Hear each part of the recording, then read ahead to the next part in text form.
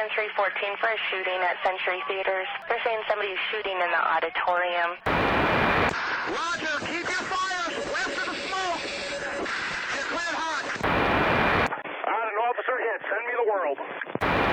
Don't go over that fence. Don't go over that fence. Grab the shotgun again. Welcome to Tactical Tangents.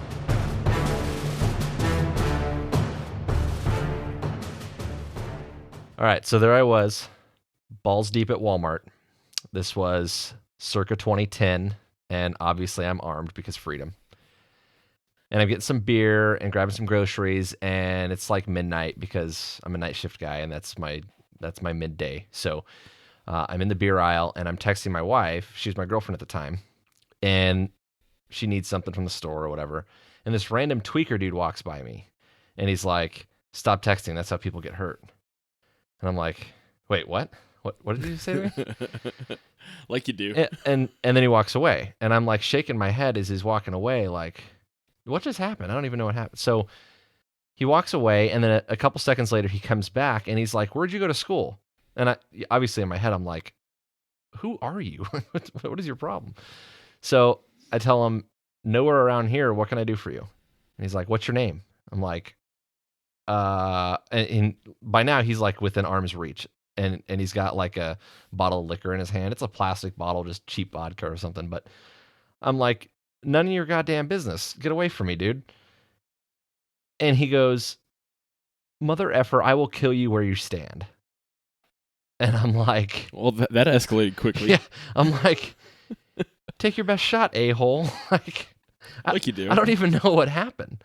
And so then he walked away, and like I kind of followed him out of the store so he didn't making sure he wasn't gonna like come up behind me or something. But the whole time I'm thinking to myself, what just happened? Like I don't know if he thought I was someone he went to school with, or if he was trying to be funny or what. But the takeaway in that story is people be crazy.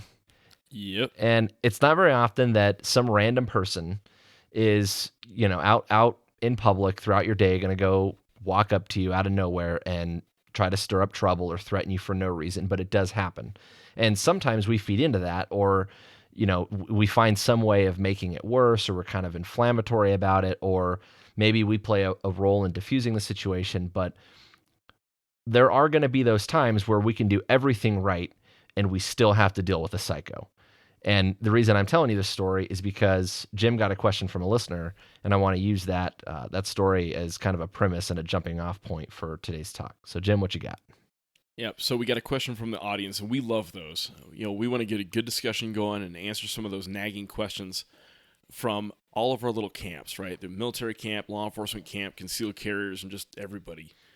So this one is from Will in New Mexico, and he reached out to me. He was like, "Jim, what do I do if I'm driving down the road and I find myself in a road rage situation where someone's like driving aggressively and acting in a threatening manner?" And I said, "Well, why do you ask?" And he's like, "Well, something happened. Here's the thing. Here's how it went." So I asked Will about it, and he explained that he and his lady friend were visiting Durango, Colorado, and he was in this tight parallel parking situation. He throws on his turn signal, puts it in reverse, and there's some dude behind him just stopped way too close to allow him to start parallel parking and do the whole, I don't know, I do like a 55-point turn to get into a parallel park. I hate that when I go like downtown and there's people coming behind you, but you the spot you're going to back into, you have to try to keep them off your ass, right? Yep. So this guy is right up on this my friend's bumper, will not move. And so my friend just decides, "Oh, I'm just going to wait this guy out." And he waits, and he waits, and the guy behind him starts just laying on the horn. Ugh, it feels good. And then this dude bumps my buddy's truck. Just rams it like you do. And then, out of courtesy, backs up enough for my buddy to park. Oh, that's nice. So, yeah. So my buddy, who still kind of has his bell rung from getting his bumper, bumped, it wasn't hard. I think they just kind of swapped paint. But it's still obviously confused. My buddy parks, and this fine citizen pulls up alongside Will, like right alongside, so that Will couldn't open his door, couldn't leave, and he starts gesturing and waving at him to roll down his window. Now, Will, he's a smart guy, and and cool-headed guy, and he's like, well, what's the right answer here? I don't know. And so he's like, I'm gonna ignore this guy. I'm gonna let him just run its course. He'll leave. Dude doesn't leave. He just keeps getting more angry and more threatening. And so finally, Will rolls down the window a little bit, just a crack, and catches an earful, and the guy just escalates even more. And finally he's like, well, this isn't going to work, and he rolls up his window and ignores him again. So the dude eventually drove off, thankfully, and Will thinks the reason the guy drove off was there was a cop coming up behind him.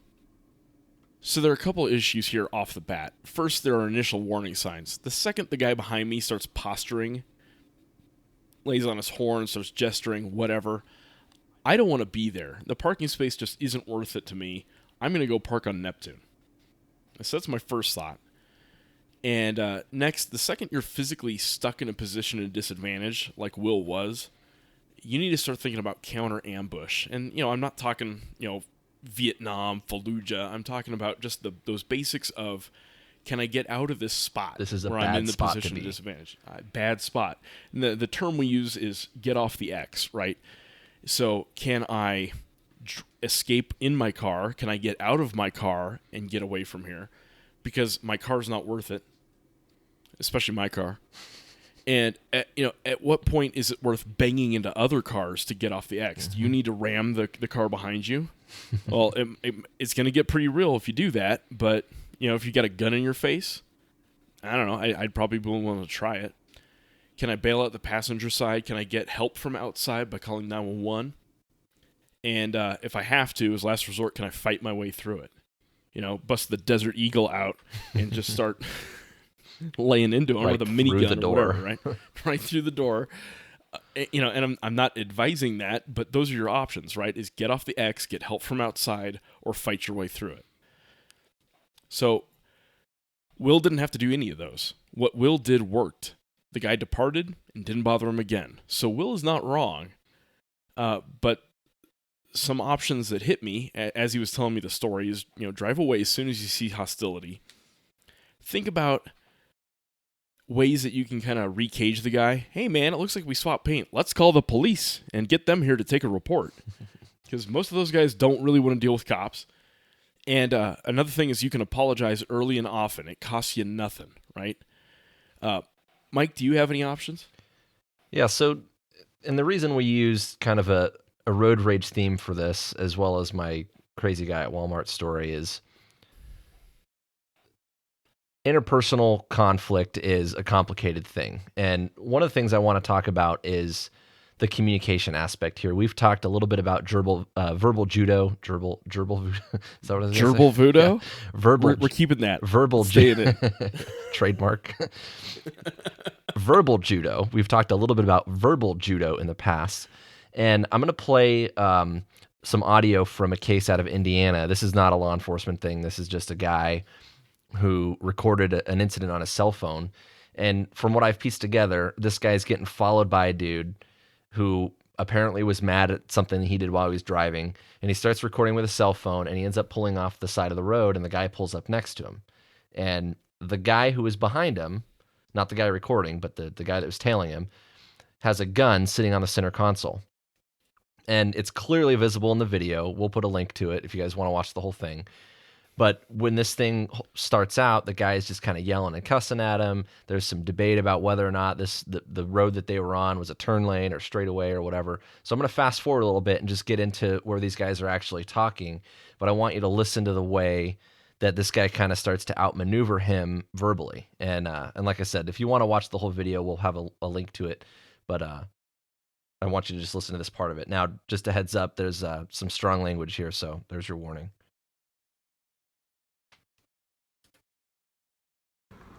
What are you following me for, man? You run up through my fucking turn lane for and run me off the goddamn road. You ran yourself off that the ain't road. a turn lane, motherfucker. Who was turn? It was a straightaway. No, the straightaway's on the other side. No, it's not. That's a turn lane. No, it's not. The fuck it ain't. No, I was it's in the not. goddamn straightaway. Like, no, it's not. Like, you need to calm down, man. No, dude, you need to not fucking. What are you talking about? That's a fucking turn lane. No, it's not, my guy. Want to bet?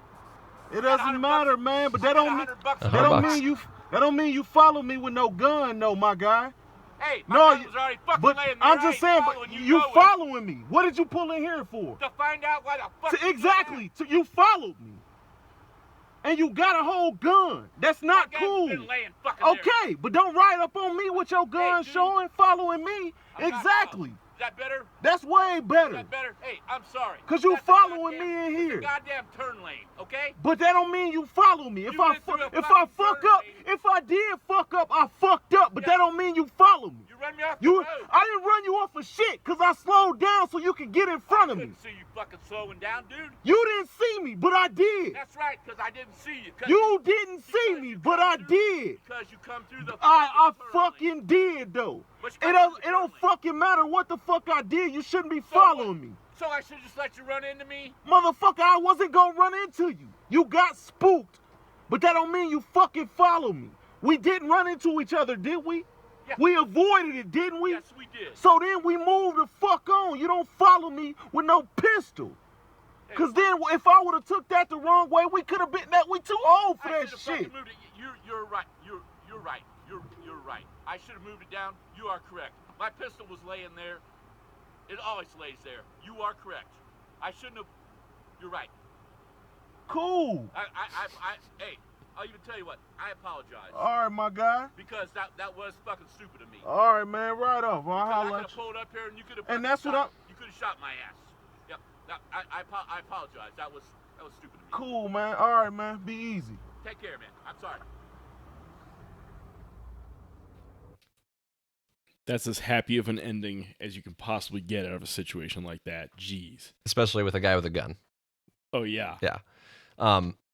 So there's a lot that we can pick apart on that. The part that stands out to me the most, first off, is that the guy who maybe screwed up did not deny responsibility. I think that was probably the biggest thing. He's like, hey, if I screwed up, I screwed up. My bad. But we didn't hit each other, did we? Like, so we're too old for this. Let's move on. But he didn't deny responsibility for it. I think that goes a long way. And that, that takes a lot of self-awareness and setting our ego aside. And that's a big part of it. So being dynamic and capable of talking your way out of trouble is an important skill to have. Now, we could have some debate about whether or not this guy should have pulled over and even allowed that confrontation to take place in the first place, as opposed to just keep driving or, whatever, go to a police station, something like that. But the reason I wanted you to hear it is that at some point you might find yourself in a corner and your only options become, this is either going to be a talk or a fight. And you might not get the choice between one or the other. You might just have those decisions made for you because you can't predict what the other person's going to do. So you have to be ready for either one, but you have to have the ability to cope with both, right? And at work, one of the things that we talk about, the phrase that we use is time, distance, and shielding. So when we talk about time, we're talking about reaction time. How can I slow down their reaction time, speed mine up? Maybe that means I'm coming out of the holster. Maybe that means I'm making myself difficult to reach or difficult to access, difficult to get to. Distance kind of affects time also, but we're also looking at things like the effective range of whatever tools or weapons are at play. So, if a guy's got a gun versus a knife versus a baseball bat, whatever. And that includes obviously the things that I don't know that he has. And in general, if I'm able to create space, then assuming that I'm carrying concealed or whatever, then I'm probably able to put myself in an advantage. And then shielding is putting physical barriers between us and them, right? And again, that can either slow them down, it could obstruct the effectiveness of their weapon. It gives us some protection, maybe even ballistic protection if it's something that'll stop bullets. But the reason I'm telling you this time, distance, and shielding thing is the first part of this equation. When you get confronted by someone like this, is you have to decide how much time you have and how much danger you're in. If you have time and the danger is somewhat manageable, let's say, the guy's yelling at you, but you could see his hands, and you have a route to escape through, right? Then maybe you have time to talk. The guy's not closing distance with you. He's not actively aggressing right this second. So maybe you've got a little bit of time, right? But you still have to have kind of a line in the sand because that situation can change and you don't want to overcommit to whatever you think is the right call. And this ties into two real key themes for us is your decision cycle is constantly moving. and your risk analysis is constantly updating, right? And I thought those were great points, because let me tell you how this could have gone. This case study, we'll call it Lily. It's from an Albuquerque Police Department press release. They said, on October 20th, just before 3 p.m., the Albuquerque Police Department received a 911 call from Lily's father saying his daughter had just been shot while they were driving on Interstate 40 near Unser Road. The father stated he had just picked up his daughter and 7-year-old son from school, and they were trying to exit the freeway at Coors Boulevard when a red Toyota cut across traffic, forcing him out of his lane. The two drivers exchanged words when Torres, the shooter, pulled out a gun and shot at the red truck driven by Lily's father. Lily was hit at least once in the head. Tony Torres, 32 years old, was arrested and has confessed to the murder of 4-year-old Lily Garcia. Torres is charged with murder, aggravated battery with a deadly weapon, assault with intent to commit a violent felony, shooting at or from a motor vehicle, child abuse resulting in death, and tampering of evidence. So that's how these could go, and you don't want any part of that. Yeah, we had a case right here in my hometown at actually the same Walmart that the story that I told earlier. It's about. There's a theme there. Yeah. Maybe I need to move. Is that the theme? Stay away from Walmart. But we're talking about 10 or 15 minutes away from my house, and it's pretty similar. This guy was teaching his son how to drive, so probably had like a driving permit. I'm assuming 15, 16 years old. The dude's siblings, the other kids, were in the back seat, and the guy behind them got pissed about how slow he was going, and so he tailed him and followed him into the parking lot over by the Walmart. And when they pulled in the parking lot, the guy got in front of them, basically blocking them from leaving. And the dad and the driver of the other car got out. There was obviously a confrontation. It turned into a physical fight. And the guy that did the tailgating, the guy that followed him, pulls out a gun and he shoots the dad twice. So this whole thing started over some road rage, and this dad got killed in front of his kids over, the guy was the kid with the permit was pulling into the parking lot too slow or something totally stupid like that, right? The shooter did get charged for murder in that case, but that doesn't bring daddy back, right? So the takeaway here is something that might start as like just another jerk or what's that guy's problem. This can get really out of control quickly, and like I said in the beginning, people be crazy. So the thing about human dynamics and conflict resolution is that neither one of us, if Jim and I are having some kind of fight or confrontation, nothing either one of us does is necessarily going to control the situation outright, right? That's why they're called dynamics. There's something. That's why we have wives. They're in control. Yeah.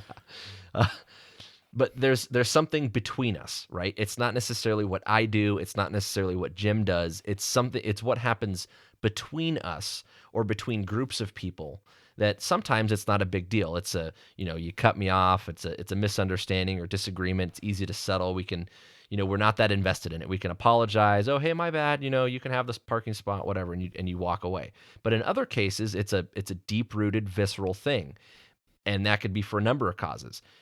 It's the way some people feel about the police, right? Or it's the way some people feel about Americans in general. It could be the way they're affected by PTSD, or how they feel about the government, or that they're crazy, whatever it is, right? There's something occurring there that is out of our control. So I want to talk a little bit about the example of how we've learned to deal with this in the war on terror and this whole deep-rooted, visceral thing that won't go away. Jim, can you walk me through how tanks and armor and MRAPs have harmed our efforts during counterinsurgency operations? Yeah. So I have a running pet theory about MRAPs. The MRAP is these big wheeled, mine-resistant armored trucks that we use in Iraq and Afghanistan. And they're great machinery. I've watched them save lives. They've saved hundreds, maybe thousands of lives at this point. Good piece of kit, right? But strategically, when we're trying to win hearts and minds, they could do as much harm as good. And it's tricky, and it's tricky to make that case because being in a combat zone is scary for good reason. It's a combat zone, right? You don't know where the next IED roadside bomb is. You don't know when you're about to get into an ambush, so it is natural to want to put as much steel as you can between you and the dirtbags. And the problem is that in an insurgency, you have to get tight with the locals. You have to know their names and their faces. You have to get them to want to know your name and your face so that you can win hearts and minds. You got to sit down and drink tea with them and get your man kisses.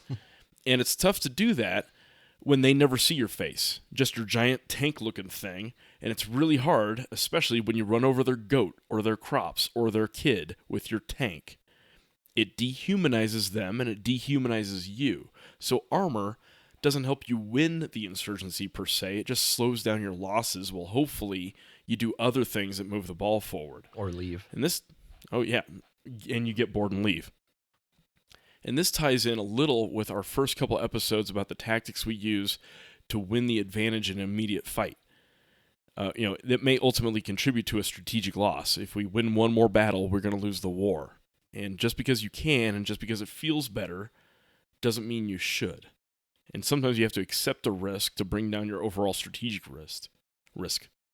So the reason I ask you that, Jim, is because I kind of have this theory about road rage and like we're talking about here in a conflict or confrontation of some kind, there's a dynamic between two people, right? Just like in the counterinsurgency case between groups of people. And maybe having your MRAPs and your armor is totally the right call. I have no doubt that those things have saved lives, and I absolutely support that we have them. And by the way, if this is coming to your mind, then just let it go. This has nothing to do with law enforcement and the militarization of police and our ability to get surplus armored trucks. So if that's coming to mind, that's not at all what we're talking about. That's a whole different ballgame. Whole other talk.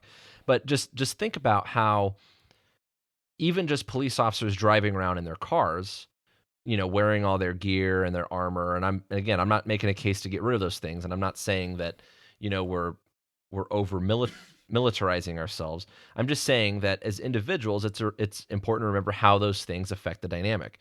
So if you think about this in the case of road rage, having that physical barrier between us and the other person really it affects the way we act, right?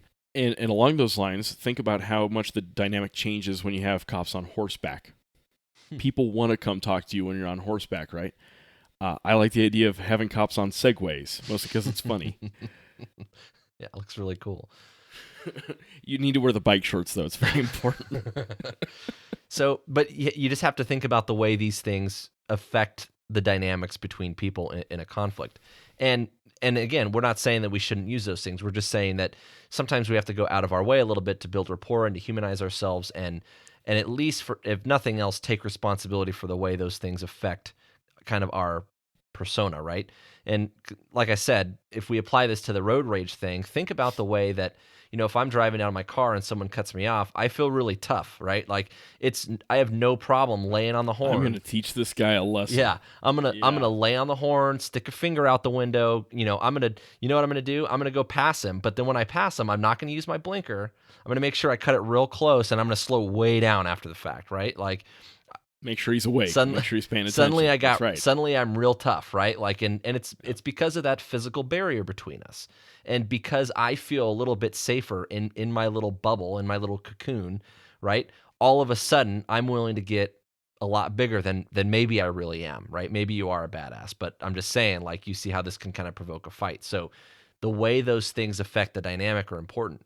And just in the way that MRAPs hurt our counterinsurgency operations, I want you to think about the cop that drives around the police car, wears all the gear, or you driving to work when someone cuts you off, right? It affects the way you respond. So you have to think about it. So if we apply this to road rage, Dave Grossman talks a lot about how the distance involved in killing plays a big role in someone's willingness to kill, right? It's a lot easier to kill someone with a rifle through a scope at distance, than it is with a pocket knife in a phone booth, because we're physically more separated from the person, just like if we're in our cars than if we're face to face, right? Emotionally separated. Yeah. Yep. Yeah.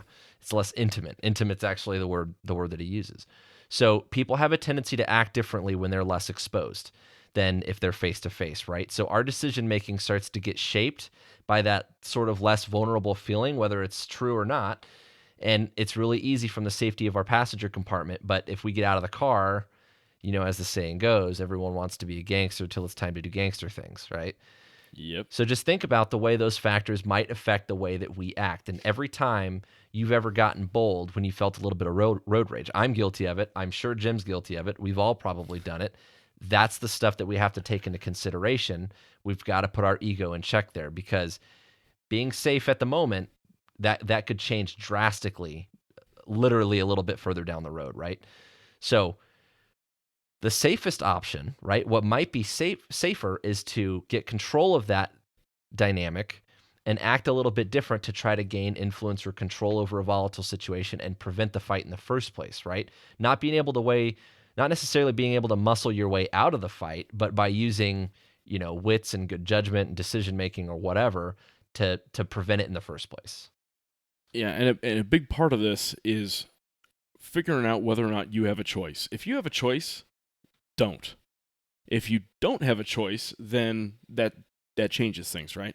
So we wrote an article a couple weeks ago, and we'll link to it in the show notes. It's called The Tactical Case for Restraint, about how even if you've got the moral high ground, even if you have been wronged, and you can probably win the fight, that isn't good enough. Because you want overmatch in any fight you have a choice in, and you don't have that in any road rage case. You're better off fleeing, apologizing, sidestepping, throwing cash at the guy than bowing up for him and looking for a fight. It's just a dang parking space. You ain't getting my cash, homie. Yeah, that's right. So about the moral high ground thing, I know this plays kind of a role in law enforcement, at least for us, and this is just sort of a side note, but this thought or idea that just because we're right, we have the lawful authority and the guy broke the law, and so just because we can, we sometimes that goes to our heads, right? And we get into battles that we don't need to, and yeah, you might be able to get through the fight legally, but you're also going to be famous on YouTube, right? And that's kind of a theme that we've talked about before. But one of the things that we've been seeing a lot in law enforcement is this talk about de-escalation training. And there's a couple sides to this. On one hand, we can talk about, like I said, how we feel really tough, right? Our ego plays a really big role here, and that moral high ground thing is part of it. And if we feel like we're right, sometimes we just have to dig our heels in, and we've got to get that in check, because even if we're right, there comes a point where no one should get hurt or killed over it, right? Including us. On the other hand, though, we have to avoid falling into this trap where we downplay everything and we just submit and roll over to everybody, right? So in police work, for example, I don't think that in the name of de-escalation, we should just let people go all the time as an alternative. It doesn't mean that people just get to go run and do whatever they want, right? In a road rage situation, I don't want to assume that I can just apologize or drive away and that's going to make the lunatic behind me cool off, because there comes a point where I might have to go on offense and fight to survive, right? Yeah, it's a pretty well-known phenomenon that fleeing in itself can be enticing to a predator type. And sometimes you're dealing with predator types. Yeah, see the rabbit, chase the rabbit. And the same can be true if you just go submissive and kind of roll over, right? Some guys, that's like it's empowering to them, right? So we've got to be flexible. If we overemphasize de-escalating every fight, then we're going to create a bias, and that bias leads to complacency. If I told you it was as simple as the parking space isn't worth it, or throw money at the problem, or just drive away, well, at some point, does that mean that you just don't get to go grocery shopping anymore? Like, your plans for today are ruined because of some jerk on the road? Screw that. At some point, you're well within your rights to take your stand, right? And in law enforcement, for example, I don't have to let every bad guy go. So even if that was the case, it doesn't help you a whole lot when the guy starts following you home or tries to run you off the road. So I don't really like that term, the de-escalation concept. I'm not really a fan of it. I'm not saying that, of course, we should favor a peaceful outcome and avoid violence when we can, but we have to stay flexible. I think tactical flexibility is the key. And that means that I can go up and escalate, or I could bring it down and try to bring calm to the chaos. But I still have to have a plan, and I've got to have that ability to kick it back up in a hurry. Yeah, so you're constantly updating your risk, and you're constantly updating, do I have a choice in the matter? If some guy cuts me off and passes me and then he's gone, it is not my problem. I do not have to chase that dude, right? So this starts with awareness and being able to read a situation. Is this guy actively trying to target me? Is he trying to actively run me off the road? Is he trying to follow me home? Is he using road rage as an approach to cover some more dangerous criminal attack? Is he using it as an excuse to get close to you? And essentially what you're trying to figure out is this guy a psycho? Yeah.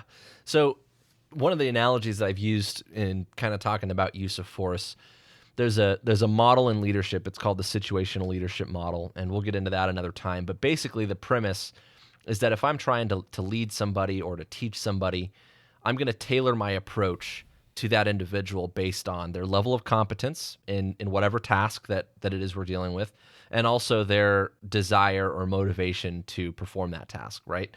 So if you're a new and eager person at whatever job, but you're not very good at it yet, I can be pretty directive with you and just kind of tell you what to do. I don't need to give you a whole lot of emotional support to get through it.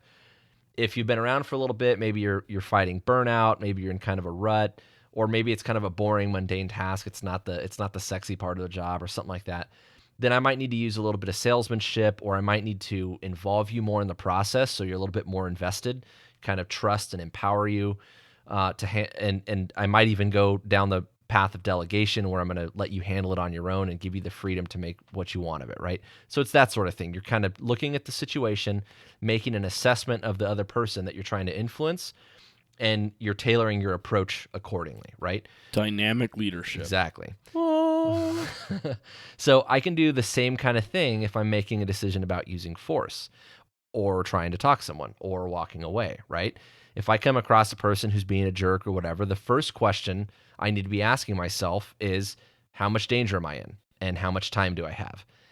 If those things are manageable, I can see his hands, I have an escape route, I have a weapon, I can defend myself, I have cover, concealment maybe. Those sorts of things help. And then part of that assessment is the utility of talking. So if I use law enforcement as an example, and I'm going to deal with a guy that I'm trying to, convince to cooperate with me, I have to decide whether the guy is just not listening to me or if he's not even hearing me. If there's drugs or alcohol, or the guy's in a mental health crisis, or his level of anger or rage is boiling over to the point that he's just seeing red, then talking might not have a whole lot of utility, right?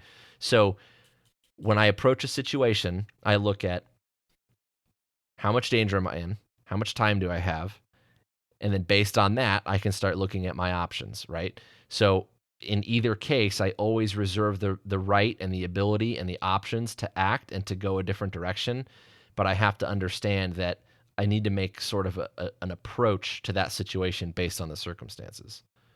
And now there's a thing here that is intuitively obvious to cops as a tactic that a lot of concealed carriers haven't really cracked the nut on yet, which is de-escalation becomes an option if you've got a lethal option backing you up, right? So most cops I know aren't going to use a taser unless they've got a buddy with a gun protecting them, providing lethal cover, right? And from my perspective, I am way more willing to walk away as a civilian concealed carrier if I've got that gun as a backup. So if he gives chase, if he gives me no other options, I know I've got a trump card there, right? Yeah. And so this kind of discretionary, dynamic, capability, this good judgment, decision making, really this is all about leadership, right? This is exactly what we would teach people about leadership. So if I sort of categorically approach a potential use of force situation or self-defense situation, then I have to look at my options, right? Maybe it's kick his ass. Maybe if I fake kind of the calm... I'm going to lead the hell out of you. Yeah.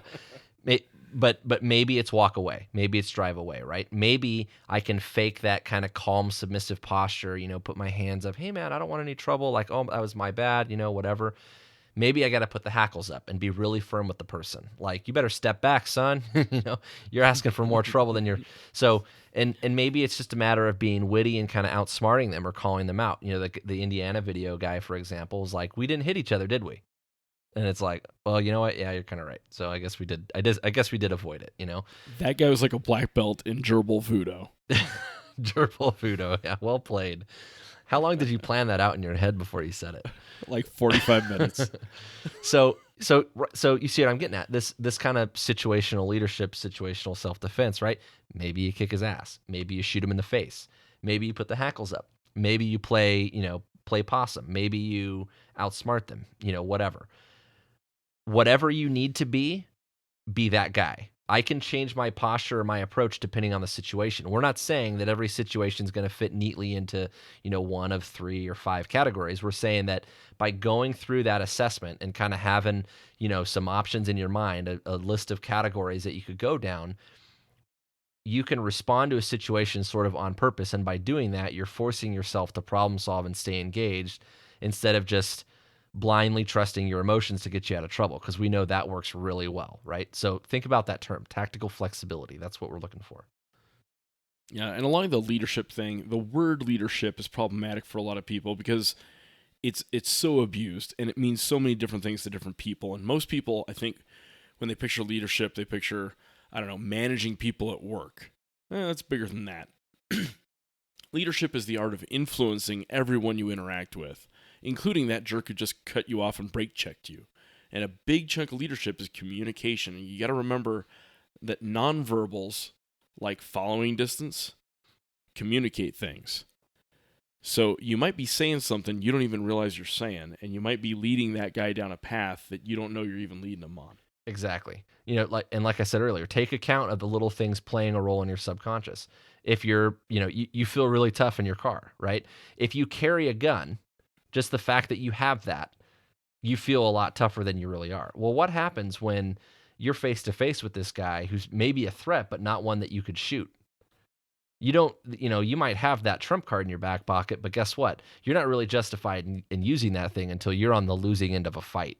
And you got to be losing pretty bad to justify shooting that dude. So you can lose a couple teeth and still not be justified in killing him. Exactly, right. So think about how those things like the physical barrier of your car, or the fact that you have a gun, or if, for the law enforcement guys, that you wear body armor and you have lawful authority, or you have a bunch of friends with you, right? The fact that you could call backup. The same is true. We see this all the time. It's actually one of my favorite tricks, but we see it all the time out in public, where if it's a group of friends, there's always that guy that gets a lot more bold because he's in front of all of his friends, right? So what do you think my first trick is? Hey man, can I talk to you over here for a sec?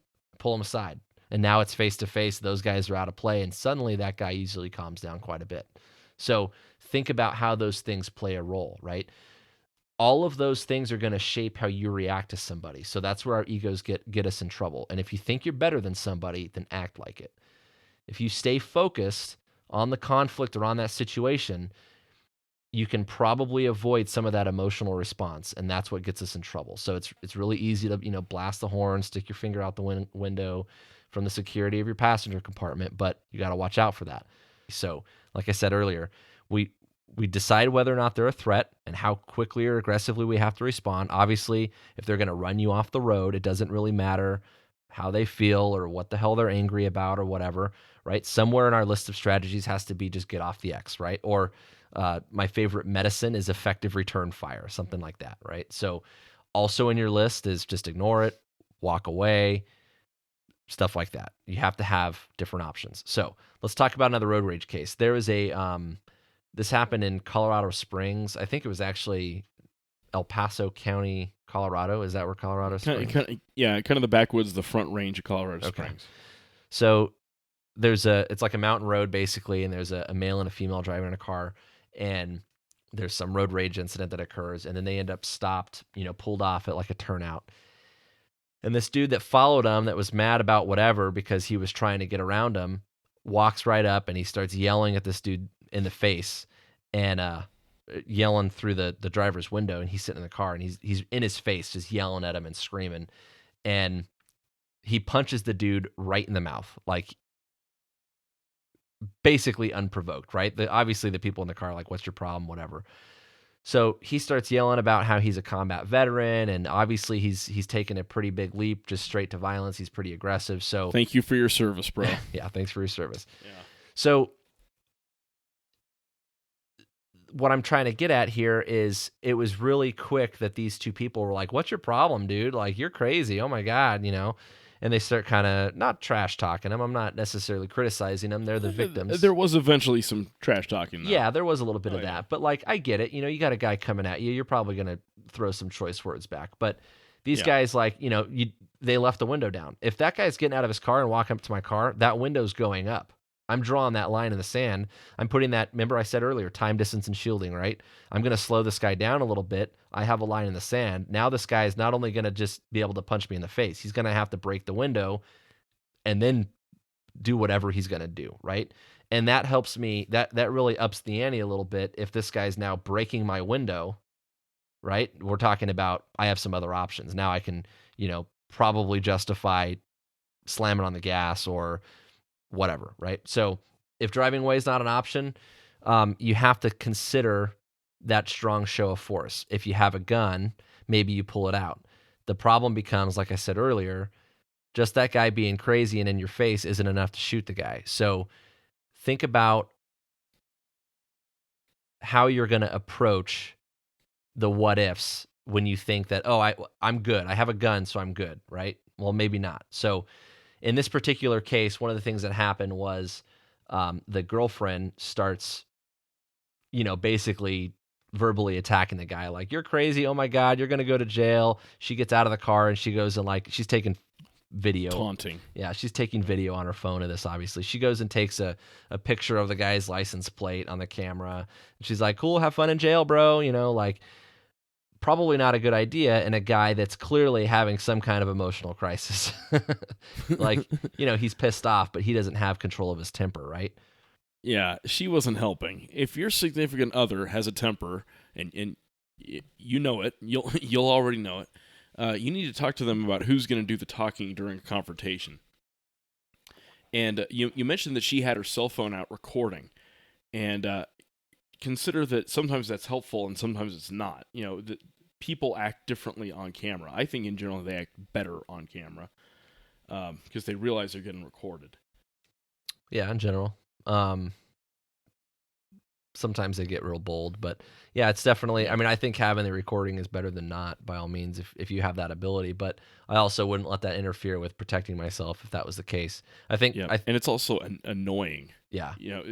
Being recorded is an annoyance in itself, right? And they were doing it sometimes in his face on purpose. Yeah. Yeah. It's like people do that to the cops all the time. They'll come up and they're like, I got this on video. And I'm like, great. I'm going to need your phone for evidence now. That's right. Yoink. All right. So if you have someone else in the car, consider, the division of responsibilities. The passenger's job should be get the 911 call going and photograph or record as long as you don't make a big deal about it. But I think in general, having an unblinking witness is a good thing. So do get the camera, just don't shove it on the guy's face, right? Yeah, and remember that if you get 911 on the phone, those lines are usually recorded. So now there's some evidence happening. And also, even if you're not able to talk to the person, you just have the phone in the background, you're still feeding info to the person on the other end of the phone. And location. And hopefully your location too, if it's assuming it's reliable. The other thing about having that phone going, if you think about that, is consider narrating anything that might not be visible to the camera, right? Or at least be... Oh, that's a good one. Yeah, like that. Along the timeline, trying to be able to say, like, okay, he's returning back to his car right now. He's retrieving something out of the passenger seat, and I'm going to, and just kind of give a little couple notes. If for no other reason, you have that to go back to and say, yeah, it was right around that time that I did X, Y, and Z, right? So I want to go back to my guy at Walmart. We talked about kind of categorizing how we respond to these things and all of our different options, right? And I said you go get off the X, effective return fire, right? You could be really aggressive in your stance. You can ignore it, walk away. In that, you could do the calm and submissive approach, right? In this particular case, I put my hackles up, right? And there's some nuances here that have to do with body language. I think that if this is something that you're interested in terms of trying to mitigate threatening body language or postures, you need to read the book Left of Bang. We'll put a link to it. It's on our website already, but that book will really give you a better understanding of scanning body language to decide not only how you should approach somebody, but also potentially what they might be doing that's threatening. But ultimately, you always have that kind of line in the sand and you're ready for a fight, right? So in this particular case, this guy at Walmart, He's got a bottle in his hand, right? It's a plastic bottle, so it's, he could hit me with it, but I'm not too worried about him breaking it over the top of my head. And he's at one point within arm's reach. So this is fight imminent in my mind, right? And so he's got something in his hand. He's that close to me, and we're talking about face to face. So it's a little bit different if someone's in their car and they're driving away. I know if I'm the road rage, quote unquote, victim, if we can call it that, and someone gets really tough with me, I'm going to look at that and say, well, they might just be acting that tough because they're in their car. They might not really be that big of a problem. So I'm just going to let it go, right? In this case, not true. This guy is face to face with me. If he's willing to get that close and talk that strongly, he's a problem. So we're in fight imminent mode, right? And in my mind, putting some hackles up in that situation was not an empty threat, right? We talked about everyone wants to be a gangster till it's time to do gangster things. I'm ready to fight this guy, right? If a fight was going to be certain, then I'm going to join that on my own terms. And there's something that we say when we teach defensive tactics at the police academy is there's nothing defensive about defensive tactics, right? In this case, it worked. I was able to back him down just by saying, hey, take your best shot, a-hole. Let's go. Mm-hmm. So, but yeah, I'm your Huckleberry. Yeah, I'm your Huckleberry, exactly. That's right. So you have to have a plan in case that doesn't work out, right? That wasn't an empty threat.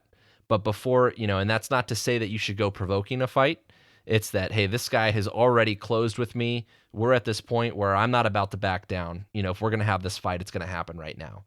Have a plan for if that doesn't work out, and think about whether or not you have an exit strategy. If you have a way to get away from that guy, I'm not going to turn my back to him, certainly, not after the way this guy was behaving, right? So the big takeaways are, like any threat assessment, you have to start making some decisions.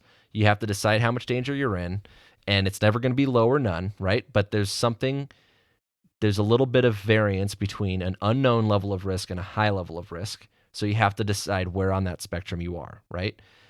Assuming that someone isn't going to hurt you because it was just a blinker or a parking space, that's a stretch, because as we've seen, plenty of people have been murdered over that kind of stuff, right? For no good reason, obviously, but it happens.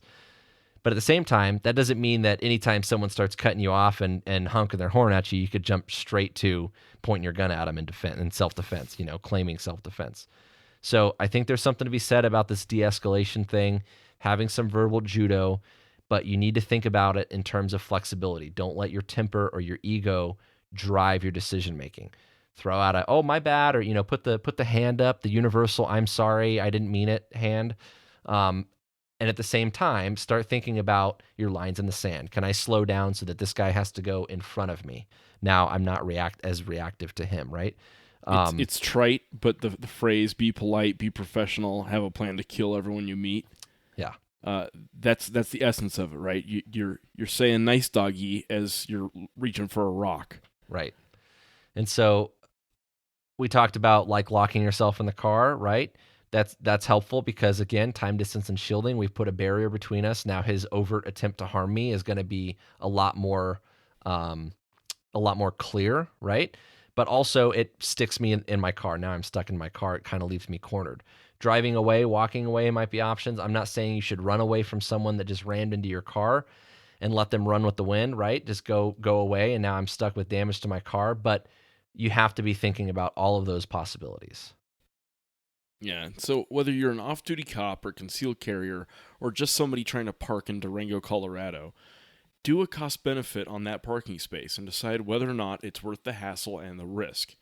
And if you get confronted, be the adult. Remember that there's a lot you don't know, and the uncertainty in any of these cases about how dangerous that other person is a big factor. And you got to remember you're playing a special kind of judo. You don't know if he's got a knife. You don't know if he's got a gun. You don't know if he's a total psycho. And you don't know if he's got nothing to lose by maiming you. Like, understand that you, the type of person who's going to listen to this podcast, you've got things to lose. You have a house, family, car. Not everyone is as lucky as you are. Pride. A clean criminal record. And not everyone's as lucky as you are, and they may have nothing to lose by maiming you. And if that doesn't work, fight or flee, get your way off the X. Yeah, and I really want you to think about not only, we talked about picking and choosing your battles and that kind of stuff, but using that space between your ears to outmaneuver people by staying adaptable. We want to be able to talk our way out of trouble. That's a valuable skill. But we also want to be able to draw a line in the sand and have several backup plans if that doesn't work, right? You don't have to roll over. There's going to come that point where you're like, all right, this is the Alamo, right? Like I said earlier, if this is going to happen. This is as far as I go. This is going to happen, right? Yeah. Yeah, and so on this episode, as we wrap, I just wanted to give a extra special shout out to the FBI agent in North Carolina who drunkenly took a strange woman up to his room and woke up with his Rolex and his gun missing. Sir, you're an example to us all. All right. With that, thanks for listening. If you guys have thoughts or feedback for us, we want to hear it. So please leave us some feedback, reviews, find us on Facebook. Thanks for subscribing if you're a subscriber, and thanks for sharing with your friends. We'll see you later. America. Hey guys, just a real quick afterthought on this road rage episode. Jim pointed out that there is an old, like, goofy Disney video that we pulled off of YouTube called Mr. Walker and Mr. Wheeler that basically talks about the kind of dual personality that people have once they get behind the wheel of a car. So if this episode was too much for you and you don't remember anything that we said, I'll put a link in the show notes to that Mr. Wheeler, Mr. Walker video. Maybe Disney can get our message across better than we can. Take care.